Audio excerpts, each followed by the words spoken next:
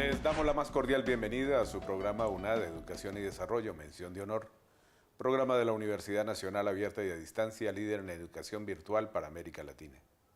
Hoy seguimos reconociendo a hombres y mujeres que se destacan por su liderazgo en la construcción de paz en nuestro país y son ejemplo para la sociedad en su actuar público y personal. Nuestro invitado hoy es tulueño, politólogo, experto en temas de derechos humanos. Actualmente lidera una organización fundamental que por varias décadas de trabajo, 2 en especial, ha sido reconocida a nivel nacional e internacional por su esfuerzo dirigido a la lucha contra las minas antipersonales. Los invito a conocer el perfil de nuestro invitado. Álvaro Jiménez Millán nació en Tuluá. Creció al lado de sus 5 hermanos y de sus padres Álvaro y Lilia, quienes les inculcaron el hábito de la lectura, el amor por Colombia y el don del servicio a la gente. Se formó como politólogo en la Universidad del Valle y toda su vida la ha dedicado a la defensa de los derechos humanos, visibilizando el problema del uso de las minas antipersonales en nuestro país. Desde 1999, lidera la campaña colombiana Contra Minas, organización que nació como una iniciativa independiente con el propósito de contribuir al desarrollo de la comunidad a partir de la promoción del desarme y el desminado, la pedagogía frente al riesgo de las minas y la asistencia a las víctimas. Con casi 20 años de arduo trabajo y gracias a la gestión de Álvaro como director, la organización cuenta con múltiples aliados nacionales e internacionales que la han consolidado como una de las organizaciones más importantes en la promoción de valores de seguridad humana y desarrollo, fortalecimiento de políticas nacionales, asistencia a las víctimas y mitigación del impacto por el empleo, almacenamiento, producción, transferencia y destrucción de armas y artefactos explosivos. Es por esto que la UNAD reconoce a Álvaro Jiménez Millán como uno de los líderes más importantes del país, merecedor de nuestra mención de honor por la educación y desarrollo de Colombia en el escenario de la construcción de la era posconflicto.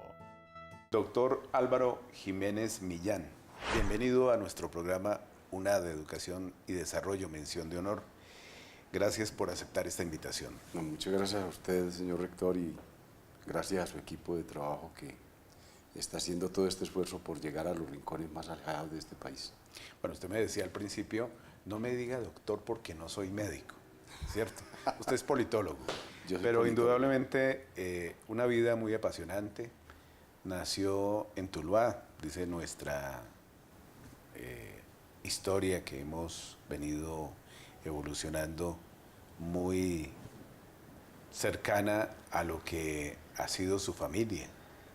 Su madre Lilia Millán, Álvaro Jiménez su padre. Y entendemos que desde muy pequeños les instalaron el hábito por la lectura.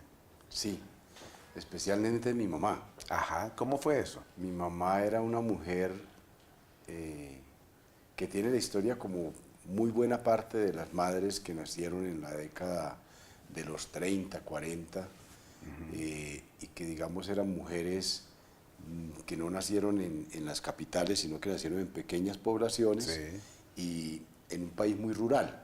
Sí. Entonces mi mamá nació y su educación estuvo fundamentalmente dada por sectores de la Iglesia Católica. ¿Sí? Los conventos eran como el centro de formación de las niñas. Y los colegios católicos eran los que formaban las niñas. Claro. Entonces ella estuvo durante toda su primaria y una parte de bachillerato que hizo en un colegio con monjas, y digamos aprendió y le gustaba mucho leer. Entonces cuando en esa época se acostumbraba mucho eso de que los padres iban como armando las parejas. Sí, correcto. Entonces cuando la sacaron del colegio y la casaron con mi papá, ¿sí? Ella, cuando tuvo sus hijos, encontró que la lectura era una manera chévere de educarlos. Muy bien. Y nos inculcó siempre leer. ¿Y su padre qué, Álvaro? Mi padre, bueno, ellos nacen en la década de los 30 y les toca la fractura importante que tiene la sociedad colombiana en el 48 con el asesinato de Gaitán. Correcto. Y todo el episodio de violencia previa y posterior que se da. Entonces mi padre con sus hermanos son desplazados de las tierras que tenían en una zona del Valle del Cauca y se vienen a vivir a Tuluá, con una historia un poco, digamos, dolorosa, pero al mismo tiempo, digamos, bonita, porque ellos van a un barrio que se llamaba el barrio Salesianos. Mi abuelo paterno era un hombre que tenía unas tierras y estaba dedicado al comercio. Ya. ¿Sí? Y mi abuelo materno vivía en el pueblo, ¿sí? Y lo que hacía era comerciar con maderas. Había sido arriero, trayendo mercaderías desde Buenaventura hasta Cali, o subiéndolas hasta Pereira y a Manizales, básicamente. Entonces, en ese encuentro del mundo del comercio y el mundo del agricultor, se construye esta nueva familia y van a un barrio popular. Digamos que su destino debía ser otro en teoría, porque digamos eran unos propietarios de tierra y un propietario comercial. Correcto. Pero llega la violencia del 48 y mi abuelo se desplaza con mis tíos a Tuluá, se truncan, digamos, como las perspectivas educativas. Ya. Mi papá, que era el menor, no alcanza a tener educación y mi mamá, que se había acabado de casar, termina viviendo con la familia de su suegro en unas condiciones muy difíciles y terminan luego en una zona de nuevos habitantes de Tuluá, que es lo que después se va a conocer como el barrio Victoria. Fíjense que su hermana Nora nos quiso acompañar con un testimonio sobre esa época. Lo invito a verla y a ustedes también, queridos televidentes. Nos gustaba ir al campo, al río. Nuestro papá nos hacía caminar por la carrilera y por los bordes del río, como generando que nosotros adquiriéramos seguridad. En casa se daban las tertulias con los amigos de mi hermano mayor, Gerardo, y no solamente era de discernir temas políticos, historia, sino que también fuera de eso estaba presente la música. Nos caracteriza mucho el respeto entre nuestros padres, el buen trato, padres e hijos.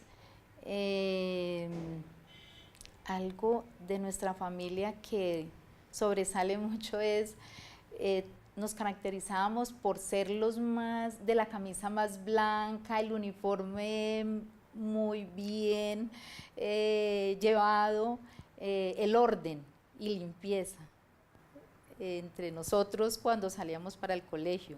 Adicionalmente, el deporte estuvo presente en la familia y la lectura era un tema, un hábito presente entre nosotros.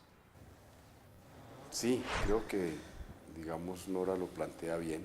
Es decir, mi papá era una figura muy importante, era muy trabajador. Mi papá toda la vida fue conductor, primero de camiones haciendo transporte interregional y luego como conductor de taxi en Tuluá. Y entonces, digamos, siempre andaba en la idea de darnos mucha seguridad, eso era real.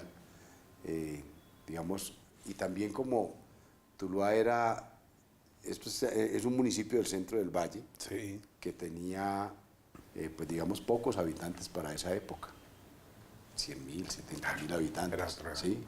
Era otro tiempo. Realidad, claro. Los muchachos, yo recuerdo las vacaciones cuando estaba en el colegio, uno salía y se iba para el río.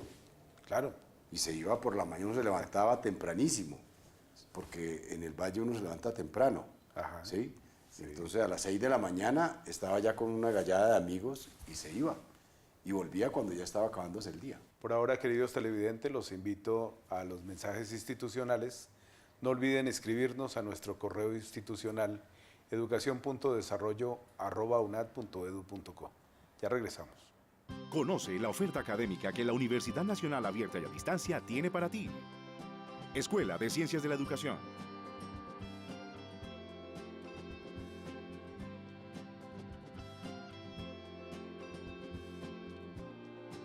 Escuela de Ciencias Básicas, Tecnología e Ingeniería.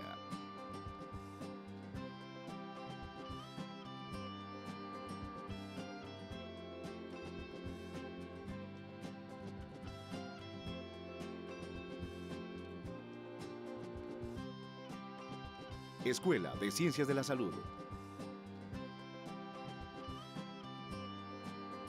Escuela de Ciencias Sociales, Artes y Humanidades.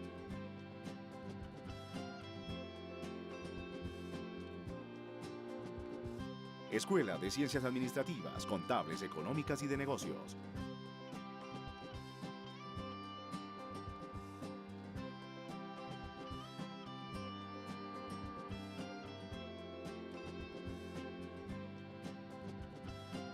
Escuela de Ciencias Agrícolas, Pecuarias y del Medio Ambiente.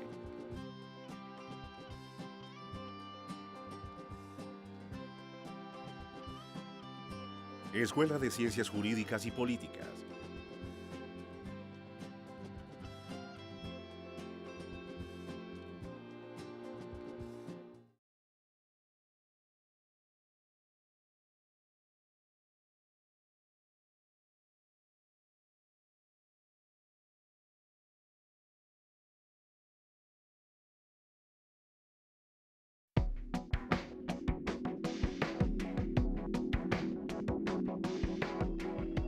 Seguimos con una educación y desarrollo, mención de honor, hoy en compañía del politólogo Álvaro Jiménez, director de campaña colombiana contra minas antipersonales. Nora, su hermana, pues ya la escuchamos, nos contó, además de ese relato, de la influencia de su hermano mayor, Gerardo, quien, servicial como todos, muy generoso, planteó una semilla de líder que la tienen casi todos ustedes, pero usted la encarnó de mejor manera, sobre todo frente a un problema como el que veremos en otra emisión, en torno a esta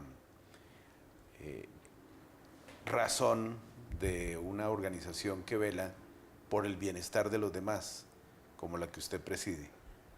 Sí, yo creo que los hermanos mayores siempre crean como son un eje. Un espejo. ¿Sí?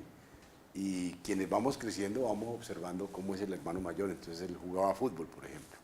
Entonces todos queríamos jugar fútbol, ¿sí? Sí. Era atleta, entonces todos queríamos ser atletas, ¿sí? Ya. Y digamos que el primero que vimos bailar y tener novia, el primero que andaba con las muchachas era él, pues digamos que todo eso va generando un ruido y va creando una conducta en los demás. Y Gerardo fue maestro toda su vida. Ajá. Entonces, era maestro en una zona veredal cercana a Tuluá en su etapa inicial, pero digamos, en esas pequeñas localidades, en esos pequeños municipios, digamos que el profesor era muy relevante y a mí todo eso me parecía como fascinante, ¿no? Claro. Sí, o sea, Lo empezó a claro, reconocer como, digamos, como un ejemplo. Claro, yo, digamos, a veces lo contrasto en conversaciones con amigos, digo, eso era como una referencia importante. Hoy, digamos, desafortunadamente lo que ven los pelados en ciudades como Cali o Medellín, incluso en barrios de Bogotá, es que quien es el referente es el que tiene el carro más grande o el que tiene las muchachas más bonitas, así estén operadas, digamos. Hay un código de valores que se ha trastocado y Totalmente. que es distinto. Entonces, yo crecí por fortuna con unos muy buenos profesores en mi escuela, luego unos muy buenos profesores en mi colegio. También debo decir que eran un poco más riesgosos, por llamarlo de alguna manera, Claro, porque claro. eran profesores que estaban cuestionando permanentemente la vida, Claro. ¿sí? Y eran tiempos en los que yo crecí donde el debate sobre la política, realidad. el gobierno, acababa de pasar la violencia del 48, yo nazco en el 61, pero digamos, está un flujo de discusiones, de guerrillas en Colombia.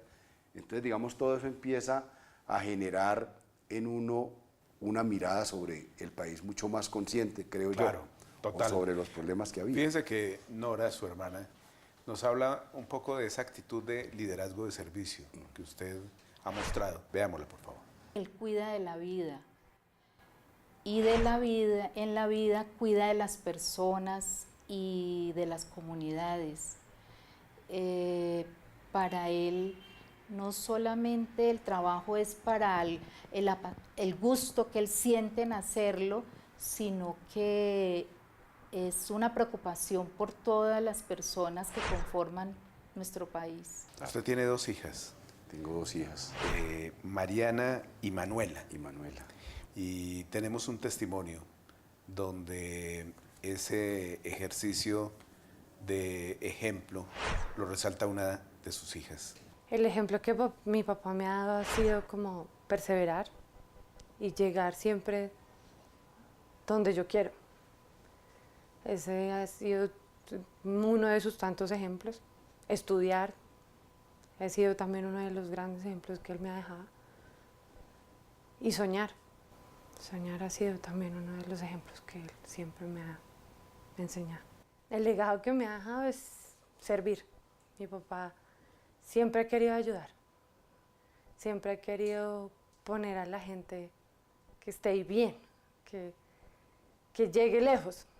Y creo que eso ha hecho también en la campaña. O sea, él quiere que todo el mundo pueda tener y pueda soñar y pueda, no sé, tener imaginación, ¿sí?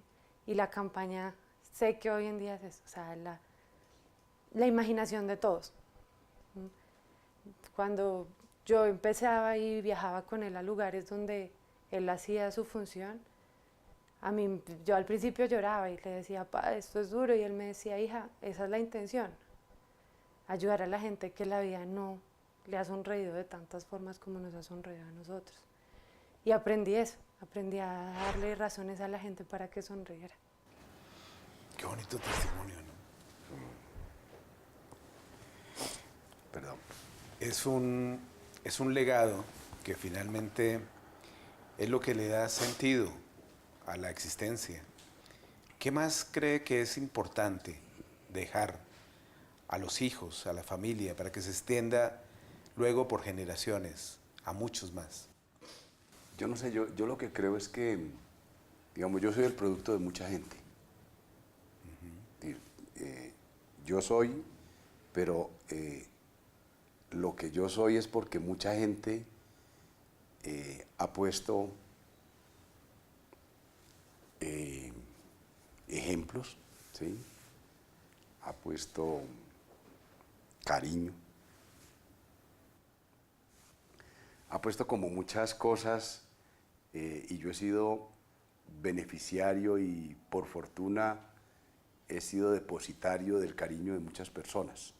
Mi papá era un hombre que yo siempre vi, mi papá no sabía leer y escribir. Ajá. Cuando yo crecí, mi papá no leía ni escribía, ¿sí? Él fue aprendiendo cuando ya nosotros aprendimos. Entonces mi hermano mayor, que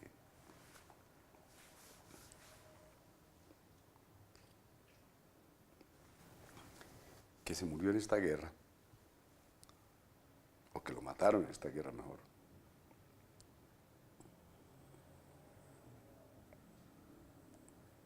fue quien hizo como las primeras ejercicios de enseñarle. Qué ¿sí? bonito. Pero mi papá nunca me dijo, hay que trabajar. Nunca. Nunca. Mi papá además nunca echaba cantaleta, nunca andaba diciendo cosas como ve uno que a veces se hace. Pero Es su ejemplo.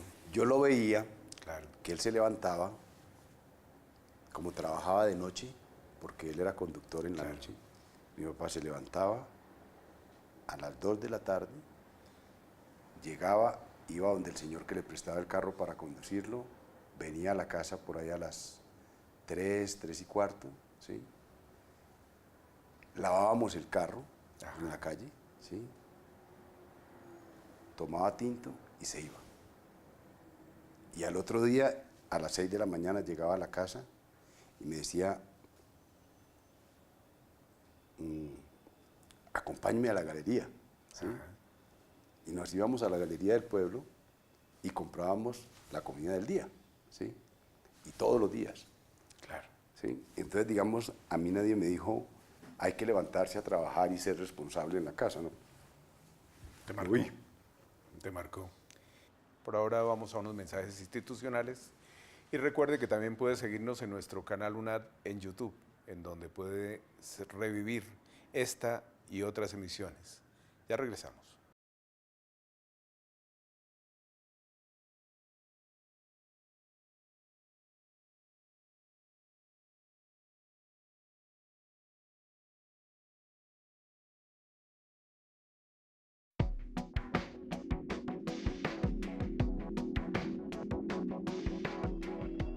Hoy en compañía del politólogo Álvaro Jiménez, director de la campaña colombiana contra minas antipersonas. Cuéntenos un poco de ese ejercicio que usted hace y que seguramente en el siguiente programa vamos a seguir profundizando. ¿Cómo surgió esta idea y cómo fue para usted el haber recibido ese premio honorífico que le entregó la revista Semana? Pues a ver, digamos la campaña colombiana contra minas, que es la organización que lidero, digamos siempre ha tenido claro que a pesar de que Colombia es un estado que tomó la decisión de abandonar el uso, la producción, porque producíamos minas en nuestra industria militar, de comercializar las mismas y de utilizarlas por parte de las Fuerzas Armadas en el contexto de los conflictos armados que hemos vivido, digamos el Estado colombiano asumió esa decisión y la ha venido cumpliendo desde el año 2001. Sin embargo, el conflicto armado interno que hemos vivido daba cuenta de que las minas se seguían utilizando, porque no solo el Estado las usaba en Colombia, sino que también las usaban actores armados no estatales como el ELN o como las FARC o como incluso los grupos paramilitares o hoy algunos de las bandas criminales, como se les da en llamar, que son el Clan del Golfo o distintos grupos que hay en el territorio. Entonces siempre pensamos que era importante tener una estrategia para lograr que estos grupos abandonaran el uso de las minas. Y en distintos momentos de nuestro desarrollo como organización impulsamos iniciativas, una en el sur de Bolívar, en una región que se llama Micomado, que es un corregimiento del municipio de Morales, ¿sí?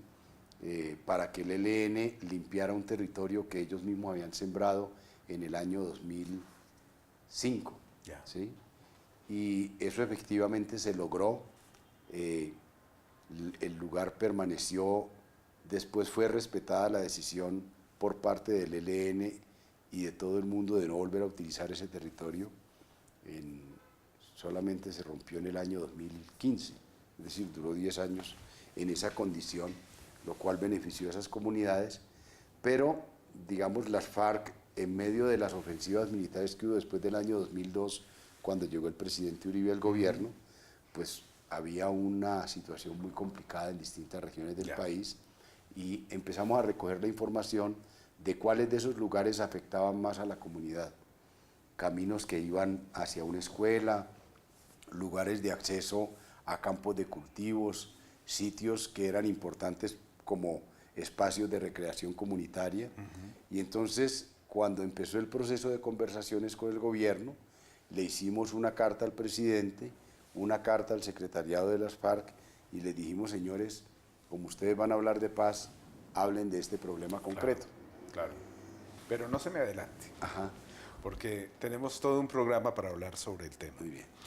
En este momento hay un testimonio de un voluntario de Desminado Humanitario que hemos invitado para que los televidentes entiendan la ruta que va a tomar esta valiosa vida de Álvaro Jiménez en el desarrollo de la paz por Colombia.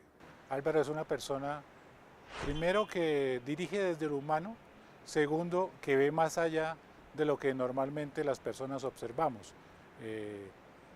Cuando se planifica, usualmente se planifica la tarea, pero Álvaro tiene la posibilidad de ver mucho más allá de la tarea, mucho más del mañana, del año entrante, sino de cómo pueden ser las cosas a futuro, buscando siempre lo mejor para la sociedad.